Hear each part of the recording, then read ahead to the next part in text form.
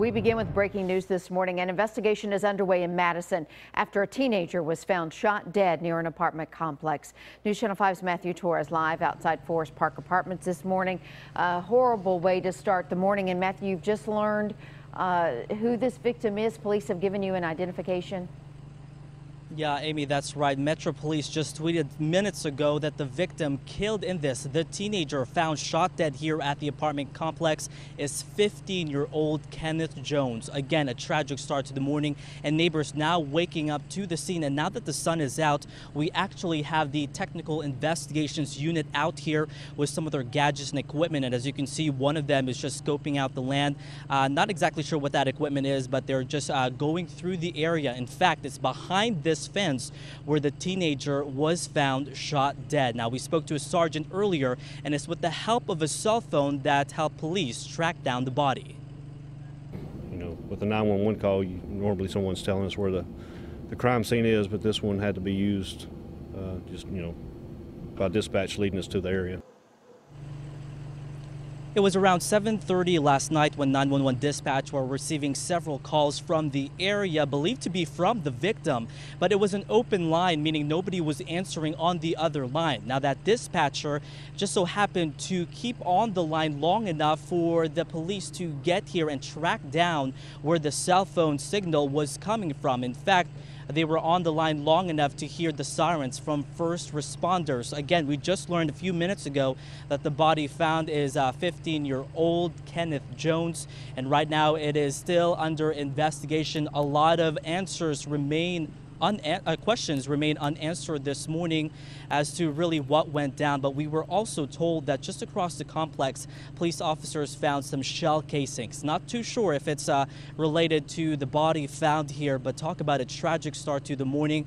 So we spoke to some neighbors who are stunned, who say this is normally a very quiet complex. Hear from one of the visitors here at the complex in about 30 minutes. We are trying to get more information. We'll provide the latest on air and online at newschannel5.com. We are live in Madison. I'm Matthew Torres, News Channel 5 HD.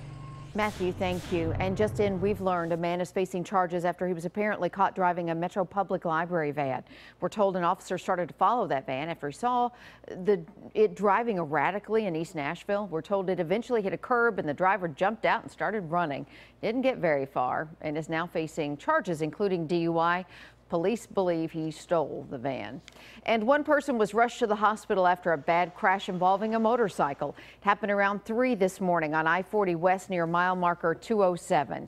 Officers believe the motorcyclist was drunk and rear-ended a taxi van coming around the trucker's curve.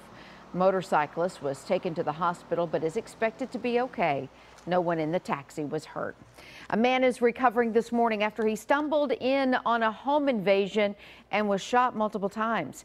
Metro Police say it all started when 2 armed robbers stormed this house on 43rd Avenue North yesterday afternoon.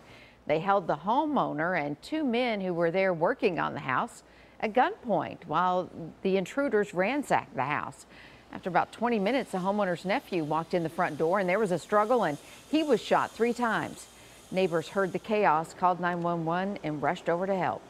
Yeah, they kept me on the phone telling me to put stuff around them, the wounds or whatever where he'd been shot at. The victim is in stable condition this morning. The robbers ran off by the time officers arrived. If you have any information, call police. A man accused of viciously attacking his girlfriend is now behind bars. Matthew Kinnemer faces several charges, including attempted murder. Smyrna police say the 33-year-old beat his girlfriend last night, then drove off in her car. He was arrested a short time later. And a baby is dead, and now both parents are facing charges. Jennifer Emanuel was arrested yesterday after being released from the psych ward at a local hospital. She's charged with first-degree murder and aggravated child abuse in connection to the death of her 7-month-old son, Constantine. The baby suffocated last month after a blanket and pillow were put over his face to try to silence his crying. The baby's father, Kenneth LeJour, is already behind bars facing murder charges. The couple's 3-year-old daughter is now in DCS custody. A babysitter in Hermitage faces a minimum of 40 years in prison for raping a child. Becky Burleson was found guilty of assaulting a 2-year-old boy yesterday. Burleson will be sentenced in July. And 2 teens are in trouble this morning accused of burglarizing a gun store. 18-year-old Stephon Tucker was arrested after Gallatin police say they found one of the stolen guns in the car of a 17-year-old accomplice. That was during a traffic stop. The teens are accused of stealing 14 guns from the Sumner Gun and Supply on Tuesday. Police are still looking for the missing guns. If you have any information, call police. The group trying to stop the Metro Police headquarters from moving to Jefferson Street now hopes the community can start redevelopment in that area on their own. North Nashville residents want a say in what goes on in their own neighborhood. A couple of dozen people turned out for the first of what organizers hope will be many meetings talking about what should really go at 14th and Jefferson and all up and down the street. They say the headquarters was a wake-up call for everyone in North Nashville. And so sometimes it takes something big like them threatening to take our land or take our whole community for us to wake up and actually want to do something. Council members will vote on the capital improvement budget Tuesday. There have already been amendments filed to have the South Nashville Jail project removed from the budget, and the police headquarters will likely be included in that as well.